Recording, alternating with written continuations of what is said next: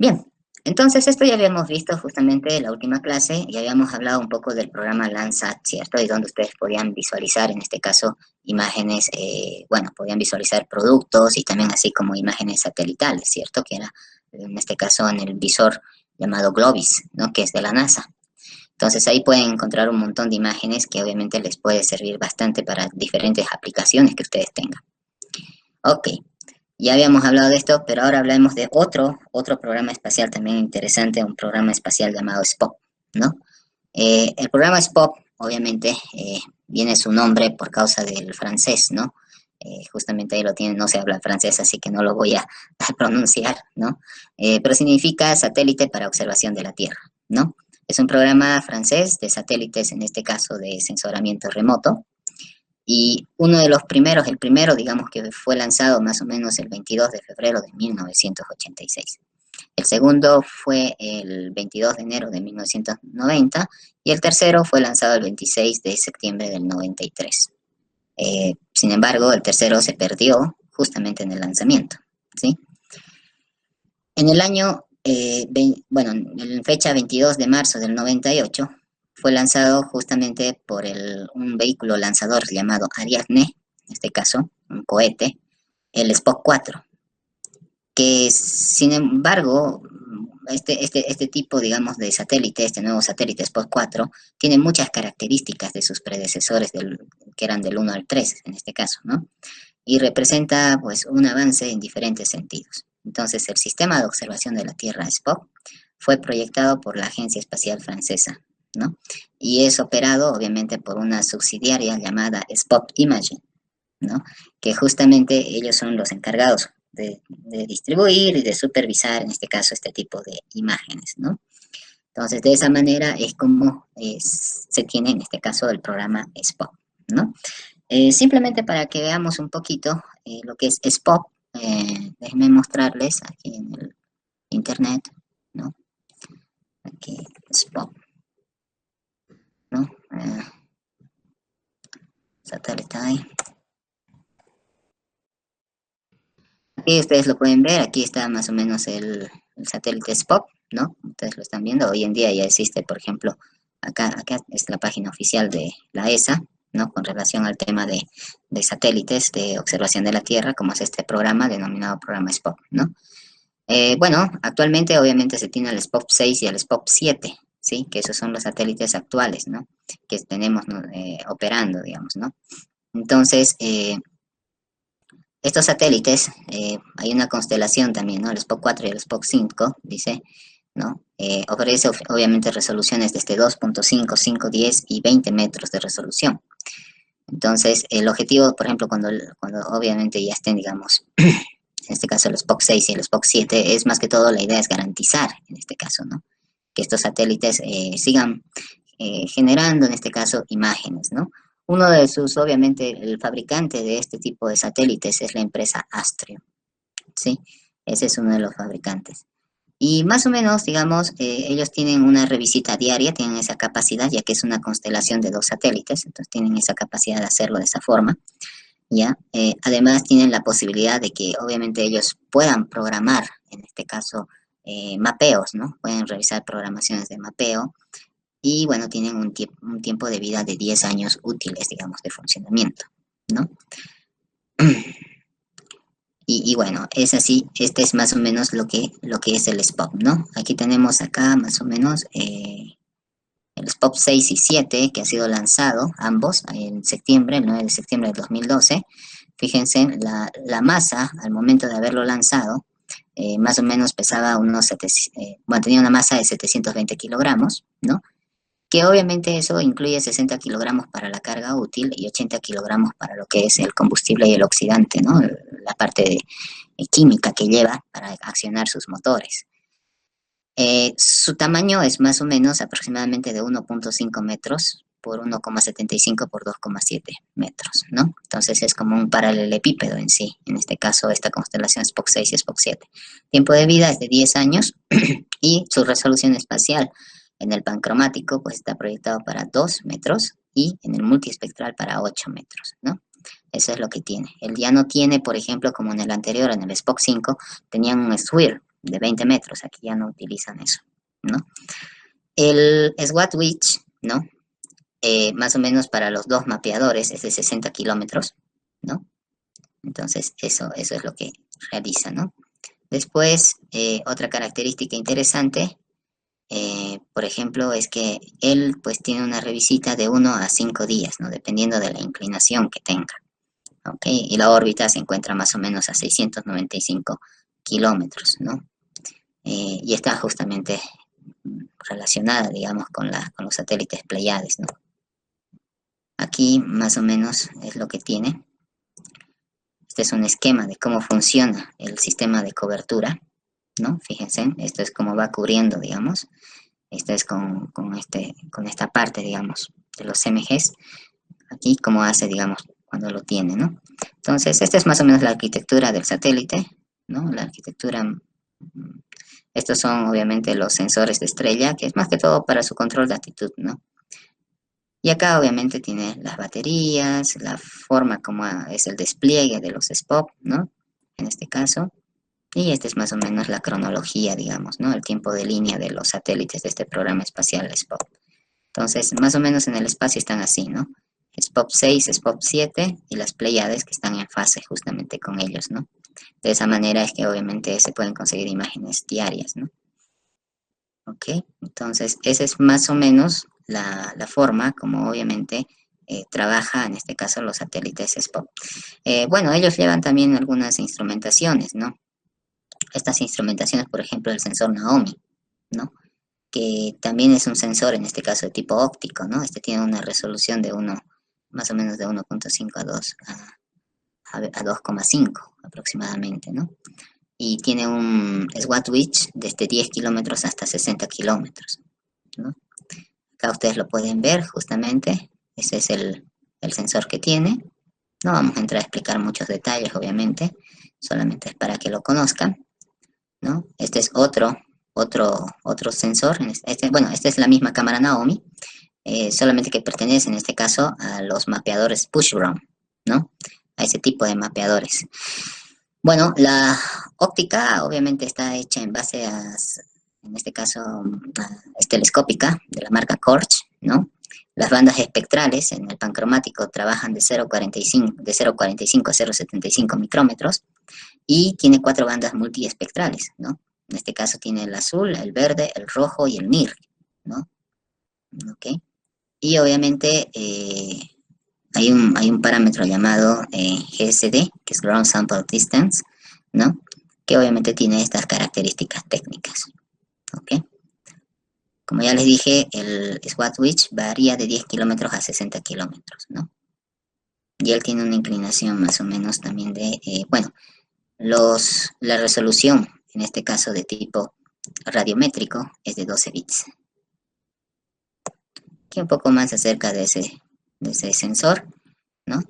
Y bueno, funciona de esta manera, ¿no? Esto es lo que alguna vez habíamos hablado de cómo es que se recolectan, en este caso, las imágenes desde los satélites, ¿ok? Y bueno, esto es más o menos lo que tiene eh, la parte del SPOP, ¿no? Entonces, si ustedes quieren ver un poquito más, acá lo pueden ver tranquilamente en la página justamente de la ESA, las informaciones técnicas que tiene justamente el SPOP, ¿ok? En este caso, vamos a hablar un poquito acerca de las películas de blanco y negro, ¿no? ¿Quién no se acuerda de esto de acá? ¿Sí? ¿Quién no recuerda ese tipo de películas, digamos, no fotográficas en este caso? Eran justamente de las máquinas antiguas, ¿cierto? Hoy en día ya pues hay muy pocas de estas, ¿cierto? Pero aún se siguen usando, ¿sí? Aún todavía hay este tipo de cosas que se utilizan, a pesar de que hay un montón de cámaras digitales en el mercado, pero se sigue utilizando todavía en algunos lugares para algunas aplicaciones, pero el problema más que todo es el relevado, ¿no? O sea, revelar, ¿no? En este caso la película, ¿no? Entonces, ese es el detalle, digamos, que existe, pero no es que ha desaparecido por completo. Siguen habiendo este tipo, digamos, de películas y justamente, ¿no? Bueno, justamente esas películas eran construidas, como ustedes están viendo acá, eran construidas justamente un poco más o menos relacionado a esto, ¿no? Se utilizaba, por ejemplo, un soporte de plástico y sobre el soporte de plástico se colocaba justamente esta, este tipo, digamos, de película, ¿no? Que estaba justamente hecho en base a un material, digamos, gelatinoso, ¿no? Y que ese material gelatinoso contenía pues unos granos, en este caso, de, de plata, ¿no? De álido de plata, que era más o menos, cada granito que tenía, que estaba compuesto era más o menos aproximadamente de un micrómetro, ¿no? En total, la película completa, todo el grosor era más o menos aproximadamente unos 100 micrómetros, ¿no? Eso era más o menos como estaba compuesto, en este caso, este tipo de películas antiguas, ¿no? Que obviamente tuvieron mucha importancia y auge justamente, eh, bueno, desde los años que empezó la fotografía, ¿cierto? Hasta que llegó ya, pues obviamente los avances en cuanto al tema de fotografías, ¿no? Entonces, más o menos tiene esa composición, ¿no? Y obviamente de esa manera es como también se construían estas películas, ¿no? Entonces, que hay, obviamente los granos que ustedes están viendo eh, son del tamaño de los ¿no? Micrómetros. Sin embargo, llegó a generarse, digamos, un desarrollo mucho mejor ya en la época de los 80, si no me equivoco, 90, donde ya el material puede ser, tenía granos ultra finos, ¿no? Entonces era bastante sensible, en este caso, este tipo de películas en blanco y negro, ¿no? Que era más o menos de 5 a unos 10 nanómetros, más aproximadamente en cuanto a la fabricación, digamos, ¿no? Entonces eso fue justamente gracias al desarrollo también de este tipo de papeles, si queremos llamarle, de papeles ultra finos, y que obviamente después se utilizaron para color, digamos, ¿no? Para hacer justamente el color. Entonces, ese es más o menos, estas partículas metálicas de plata pues eran justamente necesarias y eran lo suficientemente necesarias para recibir, en este caso, los fotones, ¿no? Esa era la idea más o menos, ¿no? Eran como los receptores de los fotones. Acá más o menos ustedes tienen más o menos el tamaño de un álido de plata de 1 a 5 micrómetros. Esta era la base, como ya les había dicho, era una base justamente que se utilizaba de plástico y acá encima es donde obviamente se lo bañaba con justamente esa solución entre plástico y gelatina, o disculpen, entre las partículas de plata y la gelatina, ¿no? Entonces acá ustedes pueden ver que justamente si nosotros vamos al microscopio electrónico, pues son partículas bien pequeñitas de plata, ¿no? Obviamente no todas tienen el mismo tamaño, pero aproximadamente variaban entre 1 y 5 micrómetros, ¿no? Aquí hay una de 3, acá hay una 69, ¿no? Y así sucesivamente. Entonces, así es que se miraban estas películas bajo un microscopio electrónico, ¿no? En este caso. Entonces, esa era más o menos su composición de estas películas de blanco y negro que tenía, ¿no? Aquí obviamente se utilizaba mucho lo que era el principio, un principio y una teoría llamada la teoría de Gurney-Mopp, ¿no? Que justamente trata justamente con la captura, si ustedes quieren, o la reacción con los fotones, ¿no? Entonces, de esta manera es que funcionaba más o menos la reacción entre la plata en este caso, ¿no? Y el que estaban cargadas positivamente, y obviamente con el bromo, ¿no? Que estaba cargado negativamente. Entonces, de esta manera, pues se conseguía, digamos, obtener las partículas, ¿no? Sí, obviamente si tienen mayor interés en saber cómo era exactamente internamente las reacciones, pues la teoría de Gurney-Mopp explica todos esos detalles con bastante calma, ¿no? Entonces, obviamente, esto obviamente desarrollaba lo que nosotros conocemos, lo que son las películas en blanco y negro, ¿no? Entonces, de esa manera es como fue el principio de lo que es, en este caso, digamos, la construcción de estas películas en blanco y negro y cómo obviamente recibían, en este caso, podían, digamos, capturar, en este caso, las imágenes, ¿no? Si queremos llamarlo así. Entonces, era más o menos, la relación era así. Fotones, electrones, plata, ¿no? Que obviamente eso, la plata era lo que generaba la imagen, el desarrollo, o sea, y obviamente obtener el negativo, ¿no? Esa era más o menos la secuencia que se tenía, ¿no? Entonces llegaban los fotones, arrancaban electrones, la plata quedaba y obviamente generaba una imagen latente, después había obviamente el proceso, digamos, del desarrollo, y finalmente obtenías el negativo, ¿no? Así más o menos era el principio que tenían las películas de blanco y negro, ¿ya? Aquí más o menos se ve eso de ahí, ¿no? Justamente acá ustedes están viendo justamente el negativo, ¿no? Ahí cómo se está generando en este caso. Es obviamente por causa, en este caso, de la plata, ¿no? Que tenía. Entonces, eso lo oscurecía en este caso, ¿no? Porque obviamente generaba una reacción con los electrones y andaba oscureciendo en este caso la imagen por causa de la plata. Entonces, de esta manera obteníamos imágenes de este estilo, ¿no? Y eso era obviamente por esa parte, que era fotones, electrones, plata, desarrollo y negativo, ¿no? De esa forma funcionaba. Como les digo, este era más o menos el proceso, ¿no? El proceso era que llegaba justamente aquí un fotón, obviamente arrancaba su electrón, una vez que arrancaba generaba esto, obviamente que hayan iones de bromo negativos, ¿no? Después de eso, obviamente quedaba la imagen de esta forma, y obviamente mientras más reacciones había con los fotones, pues esa se volvía más oscura, en este caso, ¿no? Y finalmente formaba una imagen de este tipo en blanco y negro, ¿no? Esa era más o menos la idea de la teoría de Gurdjieff, ¿no? Bueno, sin embargo, también hay que hablar un poco de lo que son las películas infrarrojas, ¿no? En el caso de las películas del infrarrojo, las fotografías en infrarrojo, eh, la película pues utilizada era más sensible a la luz infrarroja, entonces tenía que tener más reacción a la luz infrarroja, ¿no? Entonces de esta manera nosotros podemos indicar de que aquí nosotros, por ejemplo, en esta región tenemos materiales pancromáticos, ¿no? Y en esta región de acá tenemos materiales pancromáticos sensibles, en este caso al rojo, ¿no? Y en este sector, en esta franja, hasta los 900, en este caso nanómetros, teníamos obviamente lo que eran las placas y las películas infrarrojas, ¿no? Y de aquí hasta acá, más o menos, es lo que son los materiales extremadamente, digamos, infrarrojos, ¿no? Entonces, más o menos, así es como un poco, digamos, se distinguen también lo que es la fotografía infrarroja, ¿sí? Acá ustedes pueden ver eso claramente, ¿no? Más o menos una fotografía infrarroja es así, más o menos, ¿no? Entonces las partes rojas son el resultado justamente del reflejo de la luz del infrarrojo cercano. Por ejemplo, en este caso de la clorofil, ¿no? El cual nos puede decir la distribución de la vegetación, ¿no? Acá nosotros aplicamos obviamente un falso color y esto es lo que nos da, ¿no? Entonces, esta es más o menos la imagen infrarroja. Aquí tienen ustedes ya con mejores detalles, digamos, ¿no? Esta es la misma imagen, el mismo lugar, ¿no? Pero acá ya se puede notar mucho mejor, digamos, la reflexión, ¿no? Entonces, estas películas infrarrojas pues tienen ese tipo, digamos, de características, ¿no? Que nosotros podemos observar. Bueno, las películas infrarrojas, ¿no? Blanco y negro, aquí ustedes también pueden verlas, ¿no? Esta está obviamente en el pancromático, ¿no? Y obviamente tenemos infrarrojo, este es el infrarrojo en este lado de acá. Aquí ustedes tienen la película pancromática, o sea, blanco y negro, ¿no? Una fotografía, y con el mismo equipo, digamos acá, realizo con el infrarrojo, y fíjense en cómo queda, digamos, con el infrarrojo, ¿no? En blanco y negro.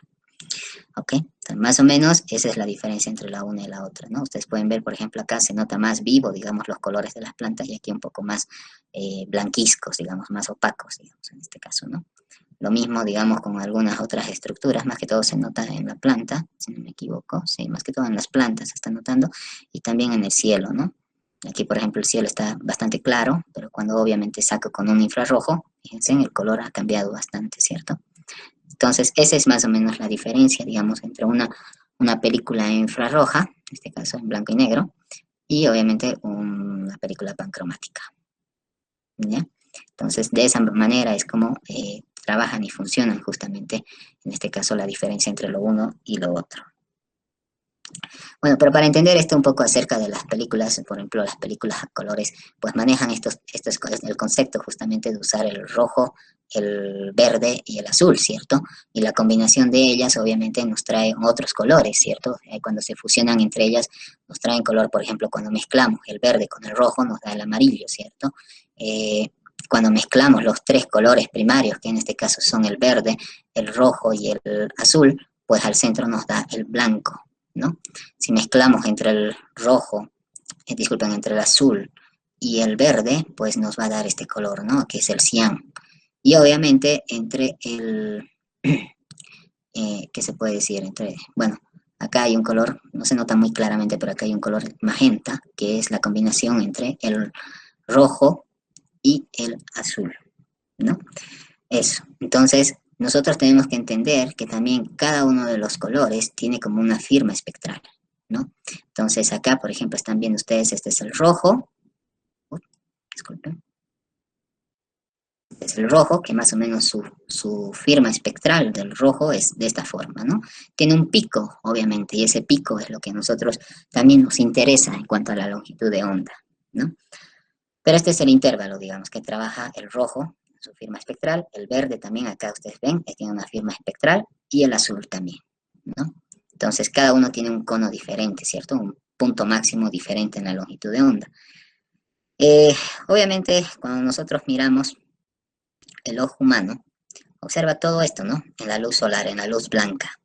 Observa todos estos colores de esta forma, digamos, ¿no? Y todas estas formas están distribuidas de esta manera, ¿no? Entonces, ustedes por eso ven acá un poquito más rojizo, porque si se fijan, el pico del rojo está más a la derecha, un poco más verde, acá lo notan, porque obviamente el pico del verde está a este lado, y el azul que está más tendido al otro lado, ¿no? Entonces, esto es lo que más o menos vemos en un espectro. ¿Ok? Entonces, por ese motivo se lo ve así, más intenso, digamos, ¿no? El rojo, el verde y el azul, ¿no? Que son los que tienen más, son los colores primarios en este caso para nosotros. Entonces, justamente esto, ¿no? Es interesante porque al combinar esos colores primarios, pues podemos obtener diferentes tipos de tonalidades y colores, ¿no? Entonces, también podemos hacer tanto la adición de colores, la mezcla de adición de colores, como también la sustracción de la mezcla de colores, ¿no? Entonces, acá, por ejemplo, esto está en base justamente a los tres colores primarios, ¿no? De esa forma es como obviamente nosotros obtenemos o entendemos cómo se consigue una película a colores, ¿no? Usando este principio de mezclas de tanto aditivo como sustractivo, ¿no? De los colores primarios. Muy bien.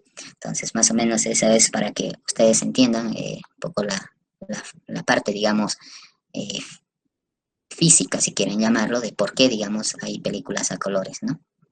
Más o menos una película a colores así, ¿no? Entonces, aquí ustedes están viendo la estructura, tengo una cámara, obviamente, acá tengo mi rollo, en este caso este se llamaba un rollo de película, y acá obviamente está dividido, ¿cierto?, en varias capitas. Estas capas que ustedes están viendo acá, por ejemplo, tenían un abrasivo, que era el que protegía la película, tenía un filtro UV para evitar que obviamente, en este caso, longitudes de onda UV perjudiquen, en este caso, el momento de obtener la fotografía, ¿no? Tenía obviamente algunos otros compuestos, como por ejemplo el rojo, el verde, digamos, ¿no? O sea, eran más o menos los filtros, digamos, ¿no? Y obviamente a nosotros nos llegaba al lente de la cámara tanto la longitud de onda del rojo, del verde y del azul. Y esa obviamente en la película funcionaba más o menos así, ¿no? Llegaba el azul, el rojo y el verde, disculpen, el azul, el verde y el rojo llegaban a incidir sobre la película. Pero de acuerdo a la longitud de onda, obviamente esas capas dejaban pasar cierta longitud de onda de cierto color y otra de cierto color, digamos, ¿no? Entonces, más o menos este era el principio, cómo funcionaba, en este caso, las películas a colores, digamos, ¿no? Entonces, cada capita dejaba pasar una cierta longitud de onda, ¿no? Y después de eso, obviamente, se imprimía en el negativo, ¿no? Era más o menos, esa era la forma, digamos, cómo funcionaba, en este caso, las películas a colores, ¿no? Entonces, acá nosotros tenemos que distinguir dos tipos de películas de colores. Una, las que se llaman las de falso color y las otras que se llaman de color verdadero, ¿sí? Las imágenes de falso color, podemos decir que son unas imágenes que obviamente difieren, digamos, ¿no? Difieren obviamente de la fotografía que nosotros vemos del día a día, full color, digamos, ¿no?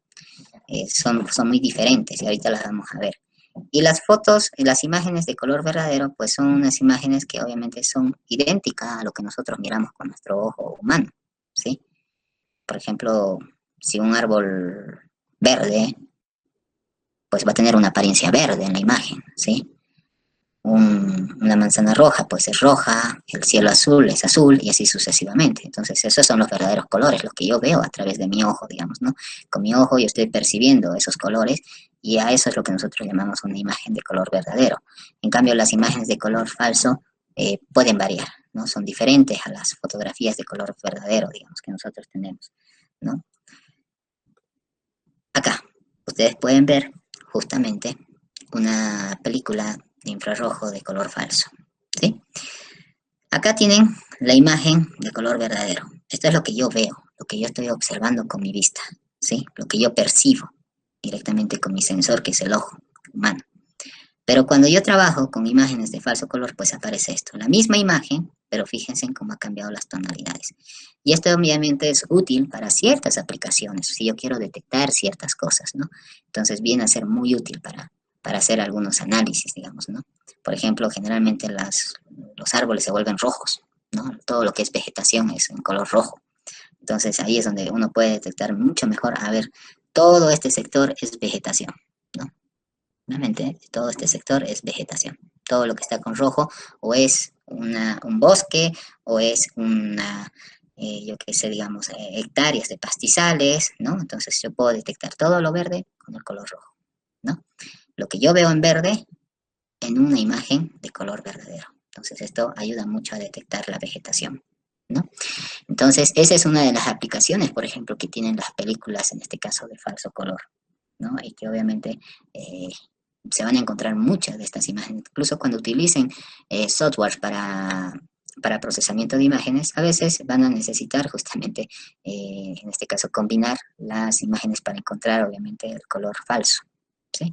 Y ese color falso les va a dar informaciones. Por ejemplo, si ustedes se fijan también, los ríos se pueden detectar mucho más fácilmente, o en este caso, todo lo que son aguas, digamos, o en este caso, digamos, algunos lugares como aquí pueden ver, hay un río, ¿no? Se nota mucho más claramente que en esta imagen, que es la imagen verdadera, ¿sí? Aquí, por ejemplo, yo no veo, aquí, fíjense en acá, ¿sí? Aquí hay algo raro, ¿no? Acá también, ¿sí? Si ustedes se fijan con la imagen de falso color, pues acá se nota más clarito que por acá hay una especie de riachuelo, ¿no? Aquí hay una especie de riachuelo, sin embargo, acá no se nota claramente ese riachuelo, ¿sí? Entonces, para eso obviamente sirve en este caso el trabajar con imágenes de falso color para detectar ciertas características, así como la vegetación y los cuerpos de agua, si quieren llamarlo así, ¿no? Acá lo mismo, fíjense, en esta parte de abajo, acá yo puedo ver que acá hay un río, ¿sí? Pero no se nota claramente cómo está distribuido ese río o esa vertiente de agua, y acá miren, se observa mucho mejor, ¿sí? Entonces, esa es la aplicación de utilizar imágenes de falso color. Muy bien. Entonces, eso por un lado. Pero, ¿cómo son estas imágenes de falso color? O sea, ¿cómo trabajan, digamos, no? Entonces, trabajan de la siguiente manera. Imagínense que yo tengo esta imagen de acá. Es una imagen de una persona que justamente se ha tomado una foto a la mano y aquí tienen una planta, ¿cierto? Amarilla, aquí tienen unas frutas, una naranja y no sé qué será esto de acá, pero acá hay una canasta, ¿no? Entonces, lo que pasa es que cuando se toma la fotografía, nos llega esto de acá, ¿no? Para una película infrarroja de falso color, para formar, acá nosotros tenemos justamente esto. Llega el azul, el verde, el rojo y el infrarrojo. Pasan por un filtro amarillo, ¿sí? Ese filtro amarillo, pues evita que la longitud de onda del azul pase, ¿sí? Entonces solamente pasan el verde, el rojo y el infrarrojo. Luego hay una capa de sensibilidad, ¿sí? Y en esa capa de sensibilidad, ahí ya pues obviamente se utiliza esto, ¿no? Una combinación, en este caso, entre infrarrojo y azul, ¿no? Lo mismo para el verde, entre verde y azul, y rojo y azul, ¿no? Ahí obviamente me deja el rojo. Luego se procesa toda esta información internamente y obviamente se revela el film, ¿no? Entonces aparecen el cian, el amarillo y el magenta, resultando colores, obviamente, en la película, en este caso negras, azules, verdes y rojas, ¿sí? Por la combinación de estas de acá. Cada una de estas combinadas me genera esto de aquí, ¿sí? Estos colores. Entonces, ahí nosotros podemos ver acá cómo quedó la imagen en falso color después de haber, digamos, utilizado en este caso, una película infrarroja de falso color, ¿no? Aquí las plantas que eran amarillas, ahora se ven un poquito medio colores blanquizcos, ¿no? El verde se transforma en rojo, por eso les decía, ¿no? Las hojas verdes generalmente se vuelven rojas, ¿no? La mano, fíjense, queda una tonalidad medio tipo verde, tipo el, ¿cómo se llama este de la película de los Avengers? Uh, Hull, ¿no? Hull es, ¿no? Cool. Tipo Hull, ¿no? Exacto, queda de esa forma. Y fíjense en la naranja, que aquí tenían ustedes, ahora es verde, ¿no? O sea, lo amarillo más o menos se convierte en blanco, ¿no? Ahí como están viendo las hojas amarillas y esta fruta amarilla pues se ha convertido en blanco, ¿no? Incluso el fondo, si ustedes se dan cuenta, el fondo, acá yo tengo un fondo con otro color, ¿no? Un poco oscuro, pero miren, lo ha vuelto negro, ¿no? O sea, ha vuelto negro, incluso hasta toda esta parte de acá, lo ha vuelto completamente negro, por algún motivo acá salió más negro y aquí no, digamos, ¿no? Pero bueno, entonces más o menos funcionan de esta manera las películas, en este caso de falso color infrarrojas. ¿Sí? Entonces, ahí ustedes pueden ver la normal, la que sería la de color verdadero, ¿no? La imagen de color verdadero y esta es la imagen de color falso, ¿sí?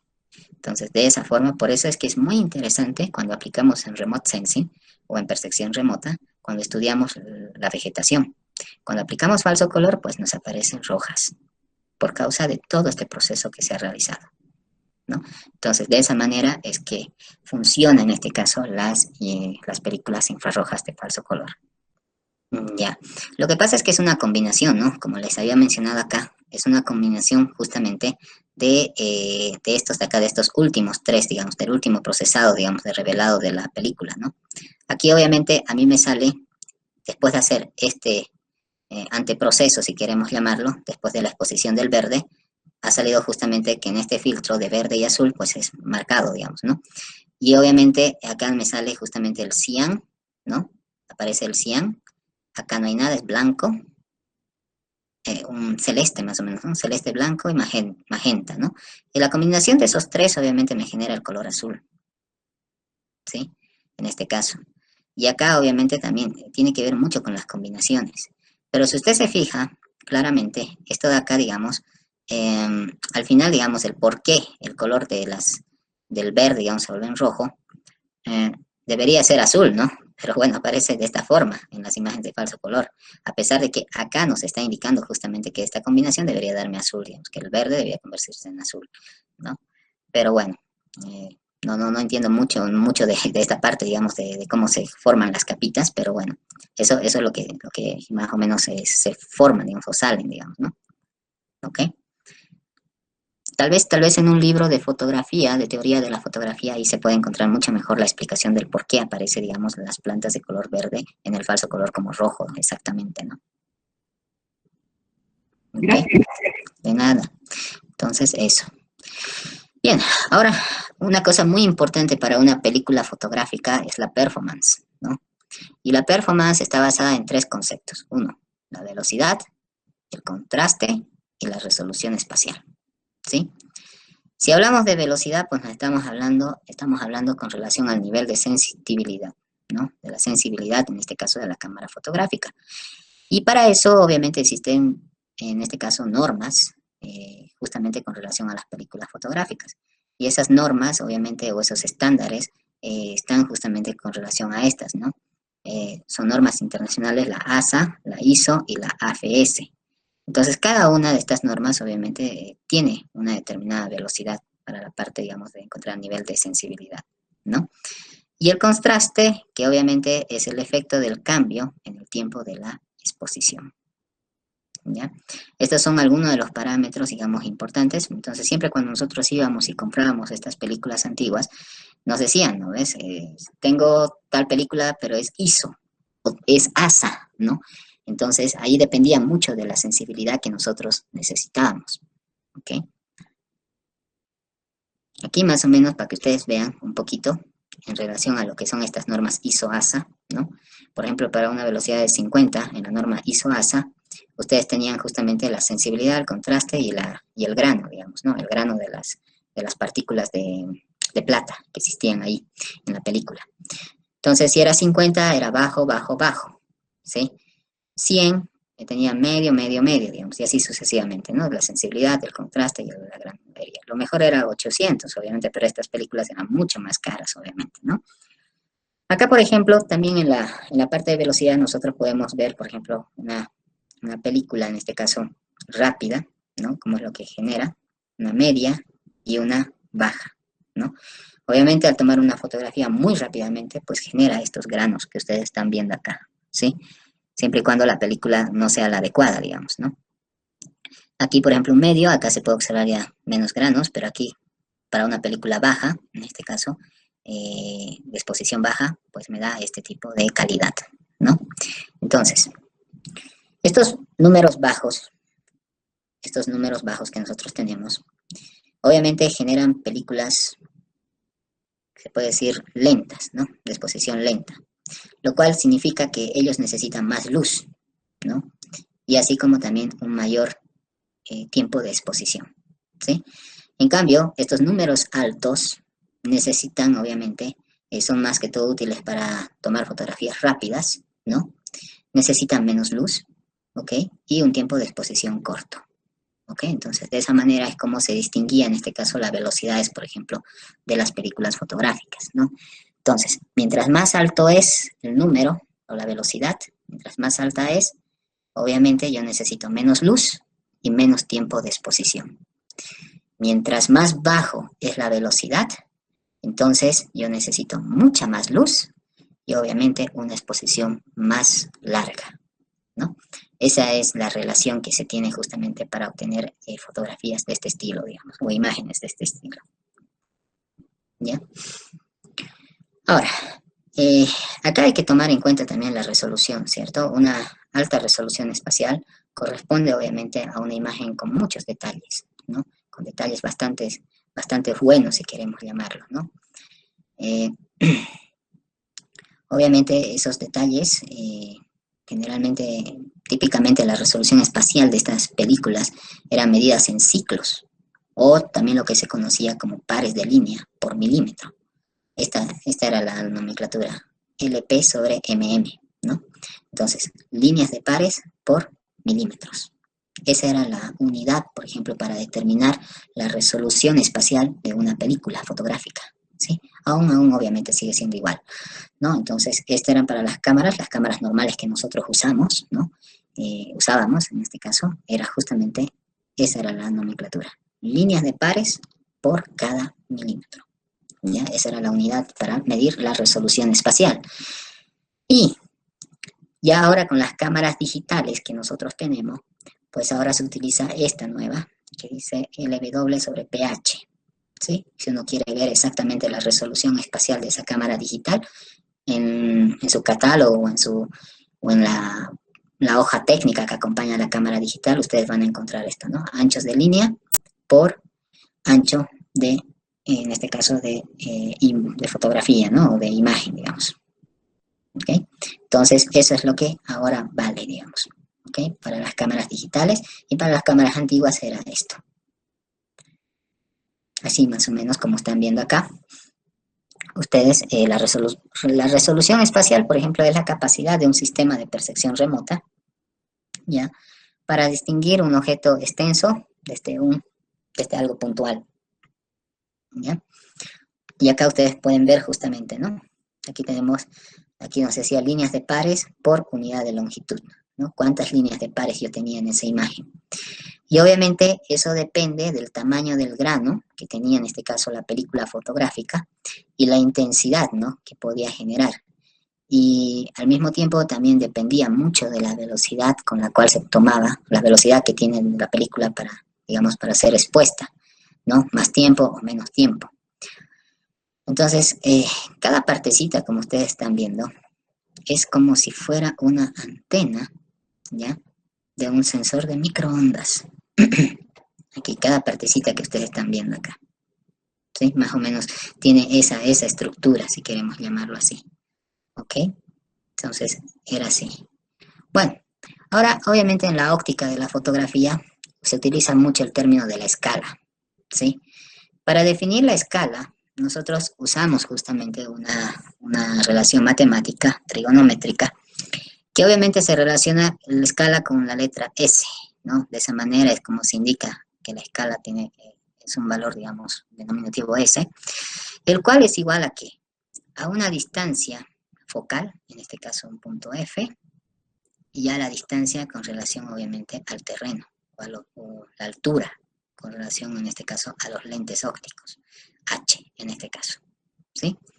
Acá, por ejemplo, ustedes pueden ver, este es el plano de la película, ¿sí? Acá están los lentes, este viene a ser la parte óptica. Esta distancia desde el punto principal focal, acá tenemos esta distancia que también se llama distancia focal, que es F, ¿sí? Y acá en el centro, donde están los lentes, obviamente, acá tengo estos punteados que están viendo, es lo que nosotros podemos llamar un eje óptico, y este obviamente interacciona con esta parte, digamos, horizontal, que sería nuestro terreno, nuestra superficie. Entonces, de la superficie hasta donde está el centro de los lentes, aquí esta parte, entonces esa es nuestra altura, nuestra distancia, donde estamos tomando, o la distancia a la cual, digamos, estamos tomando la fotografía. Internamente dentro de la máquina tenemos esto, que es obviamente la parte óptica de la máquina que tiene la distancia focal, ¿no? Y a esa distancia focal, ¿no? Que es la relación, en realidad la escala, ¿no? El F sobre H viene a ser esta distancia horizontal de E sobre la relación entre esta distancia AB, ¿sí? Entonces, esa es más o menos, de esta forma, es como se define lo que es el término de escala para una óptica fotográfica, ¿no? Entonces, es esa relación. Acá, por ejemplo, ustedes pueden ver, ¿no? Que también a veces, este es más o menos, se lo ha sacado del libro Painted in Kaiser del 2003, ¿no? Aquí hablamos del concepto de cobertura. El concepto de cobertura obviamente ya relaciona a lo que es el ancho de la película, ¿sí? Sobre, en este caso, la escala, ¿sí? Entonces, el ancho sobre la escala, a mí me da más o menos cuánto es lo que va a cubrir, en este caso, mi fotografía, ¿no? ¿Qué más o menos es lo que me va a cubrir? Y aquí obviamente está relacionado justamente con esas medidas, ¿no? Otra cosa importante es la resolución, digamos, en este caso superficial, ¿no? Entonces, la resolución espacial de un sistema fotográfico es una combinación tanto de la parte de la película y también de la óptica, ¿sí? En este caso, por ejemplo, la resolución superficial es igual, en este caso, a H, que como ya habíamos visto acá, es esta distancia desde el terreno hasta donde están las lentes, sobre 2F, este F es la distancia focal, que es esta distancia de acá, desde el lente hasta lo que es el plano de la película, ¿no? Entonces, y este R de film, ¿no? Que tiene que ver obviamente con en este caso, la resolución de la película, ¿ok? Entonces, de esa manera se encontraba justamente la resolución terrestre, ¿no? O terrena. Entonces, aquí nosotros tenemos también otra cosa que considerar. Cuando nosotros tenemos una alta resolución espacial, eso significa para mí una pequeña resolución terrestre, ¿sí? Lo cual quiere decir que cuando nosotros hablamos de una resolución espacial alta, este requiere pues una longitud focal bastante grande, ¿sí? Y obviamente eso me va a dar una cobertura pequeña, ¿sí? Por causa de aquello, ¿ok? Acá más o menos ustedes pueden ver cómo es eso, ¿no? Aquí yo tengo una fotografía y aquí tengo mi resolución terreno, ¿no? Todo es esto. Entonces, para yo definir aquello es más o menos así, como les estaba explicando hace rato. Tengo las lentes, obviamente acá nosotros podemos ver justamente las resoluciones, ¿no? 3000 pies, ahí dice más o menos. Y acá tenemos el negativo de la película, ¿ok? Entonces, como dicen, ¿no? La fotografía oblicua da una mayor cobertura, ¿no? ¿Ok? Acá, por ejemplo, ya hablando un poco de lo que son el tema de la fotogrametría, ¿no? La fotogrametría obviamente está relacionada justamente con este tema, ¿sí? Con el tema justamente de los lentes, ¿no? Y obviamente es de esta manera como funciona la fotogrametría, ¿no? Gracias a la fotogrametría nosotros podemos obtener imágenes incluso de este tipo, con ciertas escalas, obviamente al dar un mayor ángulo ocurren ciertas características de la fotogrametría, ¿no? Y obviamente también tiene obviamente la parte de ecuaciones, digamos, ¿no? Ecuaciones que son bastante importantes, digamos, relacionarlas entre, en este caso, la altura, ¿no? La altura y, obviamente, tenemos que tener, como nosotros decimos, un, un datum de referencia, ¿no? De acá. Bueno, luego de eso viene el tema de la estereogrametría, ¿no? ¿Qué es exactamente la estereogrametría? Eso es algo más que todo así, ¿no? Tenemos dos lentes, ¿no? Lo que usted me ha mencionado, y justamente, obviamente, eso también es lo que nosotros conocemos como una observación estereoscópica, ¿no? De dos fotografías que obviamente se conjugan, ¿sí? Eso es lo que más o menos tenemos, ¿cierto? ¿Ok? Entonces, ahí ustedes pueden ver claramente, tengo dos lentes. Esas dos lentes tengo acá un lado derecho y un lado izquierdo de la imagen que estoy viendo, ¿cierto? Entonces, aquí obviamente, simplemente para que lo visualicen, esto digamos lo voy a imprimir con tinta roja, ¿no? Y aquí con tinta azul. Y cuando obviamente conjugamos las dos hacemos un sobrelapamiento, ahí por ejemplo vemos este tipo de imagen, ¿sí? Luego con un lente, ¿no? Ahí por ejemplo un lente de estos de colores que se utilizan a veces en algunos cines, ¿no? Rojo y azul. Entonces yo coloco una lente azul, la cual bloquea obviamente, en este caso, la imagen de la eh, izquierda, y el otro obviamente me bloquea la imagen de la derecha, ¿sí? Entonces, en este caso, entra a mi ojo izquierdo y a mi ojo derecho. Esta es una cabeza humana, ¿sí? Y este ve de forma sencilla la imagen del el ojo izquierdo, pues ve sencillamente la imagen izquierda, y el ojo derecho ve la imagen derecha, ¿no? Entonces llega acá y obviamente en nuestro cerebro se funcionan ambas imágenes y obviamente gracias a eso nosotros podemos percibir lo que es profundidad, ¿cierto? Gracias a esta técnica percibimos lo que es la profundidad. Muy bien, entonces acá, por ejemplo, esta es una de las cámaras de ese tipo, estereoscópicas, ¿no? De la marca Nikon, ¿no? Utiliza dos, ¿no? Y fíjense, el resultado es esto, ¿no? Gracias a ese tipo, digamos, de técnicas, nosotros podemos detectar la profundidad en la imagen, ¿ok? Eso es más o menos lo que nosotros conseguimos con este tipo de técnicas, que es la estereogrametría, ¿no?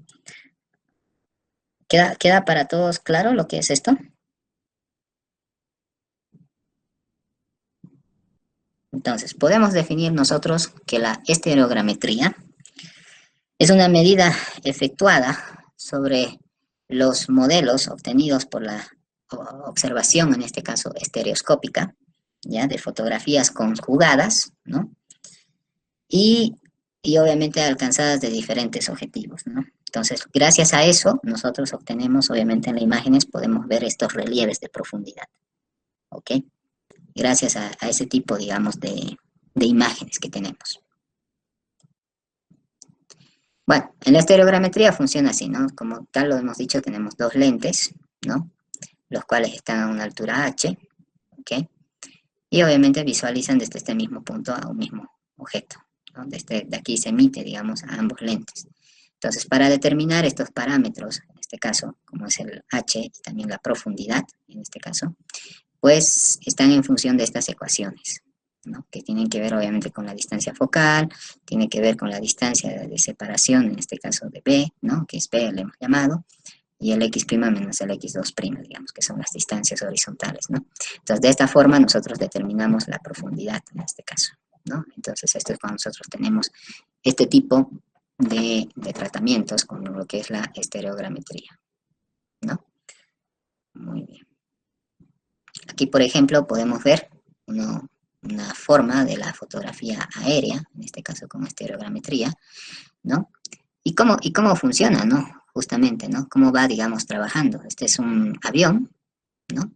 La fotografía aérea, obviamente tiene una dirección de vuelo, ¿no? Y va justamente mapeando de esta manera, ¿no? Aquí sobre la superficie va haciendo este mapeo, ¿no? Y va haciendo un sobrelapamiento entre una y otra imagen, ¿ok? De esta manera es como va, digamos, generando una imagen completa después de hacer todo ese vuelo o ese trayecto, digamos, para la obtención de las imágenes, ¿no? Más o menos las cámaras son de este estilo, ¿no?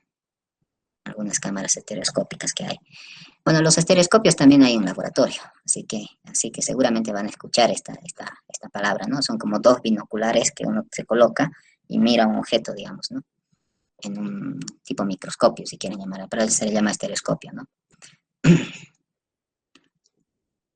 Bueno, entonces, en el campo, en la aplicación actual, digamos, de esto, nosotros podemos ver, obviamente, eh, que gracias a este tipo de técnicas como es la estereogrametría, bueno, se han vuelto ya, hay herramientas e instrumentos profesionales dedicados justamente a este tipo de aplicaciones, ¿no? Como en este caso, tenemos este tipo de aplicaciones como el Beretto, ¿no? Que es una marca, es un producto que obviamente sirve para hacer análisis estereoscópicas en este caso. Me pasé muy rápido. Fíjense, por ejemplo, aquí este avión, ¿no? Este avión lleva en este caso, una cámara estéreo, estereómetro, estereofotón, ¿cómo se llama? Estereoscopio, ¿no? Un estereoscopio. Y obviamente acá nosotros ven como cuando va haciendo el pase, mientras él está avanzando hacia adelante, va tomando, ¿no? Va tomando, en este caso, las imágenes en base a la exposición, obviamente, que va realizando. Aquí, por ejemplo, ha realizado 6 exposiciones en una recta, ¿no? Que serían estas, 1, 2, 3, 4, 5 y 6. Como ustedes están viendo, lo que hace es hace un sobrelapa, o sea, coloca una imagen encima de otra imagen, va colocando así, ¿no? Y más o menos existe un aproximado de 60% de sobrelapamiento, digamos, ¿no? En dirección, digamos, cuando va hacia adelante. Ahora, fíjense, de esta manera es como lo hace el sobrelapamiento. Cuando él da la vuelta, en este caso, cuando vuelve a dar la vuelta, digamos que este es el avión, está sobrelapando, y viene y obviamente cambia su dirección de vuelo para mapear el resto. Entonces siempre, por lo general, digamos, para la rutina de vuelo, se considera que ese sobrelapamiento debe estar entre un 20 a 40% para sobrelapar la otra parte, digamos, de retorno. Igual acá, digamos, 6 imágenes va a tomar, entonces 7, 8, 9, 10, 11, 12, ¿no? Y de esa manera va, digamos, mapeando en estos cuadros o mosaicos que queremos llamarles, y va generando la imagen completa, digamos, ¿no? Y esto obviamente se hace con toda una rutina de vuelo. No es nomás que el avión va y toma las fotografías y después se va recto hasta muy lejos, ¿no? Sino toma las fotografías, llega a un punto donde da la vuelta y vuelve a tomar todas las fotografías. Entonces, usted al final lo que tiene es un sobrelapamiento de un montón de mosaicos encima de otro, ¿sí?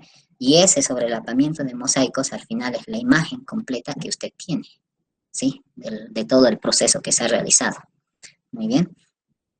Entonces, de esa forma es como se trabaja con esta parte, digamos, de la percepción remota fotográfica, ¿ya? Obviamente, la aerofotogrametría tiene pues su historia propia, ¿no? Y su historia empezó justamente con personajes que empezaron a tomar fotografías desde globos aerostáticos, ¿sí? Las palomas que obviamente cargaban, en este caso, cámaras fotográficas, ¿no? Ellas también son parte de esa historia de la aerofotogrametría, porque obviamente eh, ellas llevaban unas cámaras de películas y iban tomando fotos cada cierto tiempo, digamos, ¿no? Mientras ellos avanzaban por su trayectoria, por su camino, aunque algo erráticas, pero hacían eso, ¿no? Entonces, y después, ni qué decir de los hermanos Wright, cuando ya, obviamente, en aeroplanos, ya en la Primera y la Segunda Guerra, se empezaron a usar bastante lo que era la fotografía aérea, ¿no?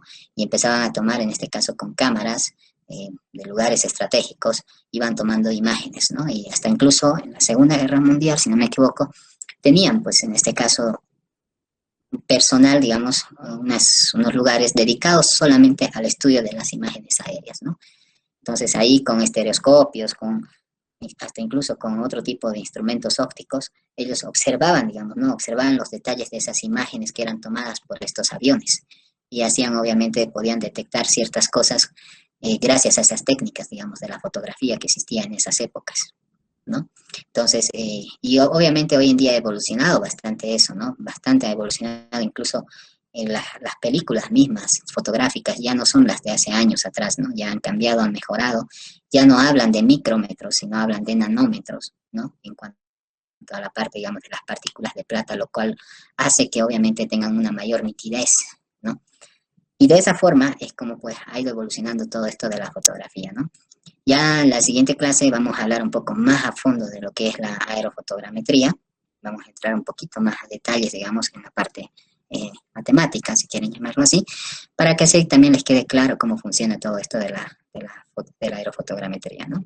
Entonces, es de esa forma, ¿no? Entonces, con la estereogrametría, lo que nosotros podemos hacer es, además de detectar las imágenes, pues podemos ver los relieves, e inclusive, como hace rato les mostré esta imagen, podemos ver profundidad, ¿no? Y eso es por causa de esto, ¿no? De tener una lente que me mira justamente un punto de vista, digamos, derecho e izquierdo, ¿no?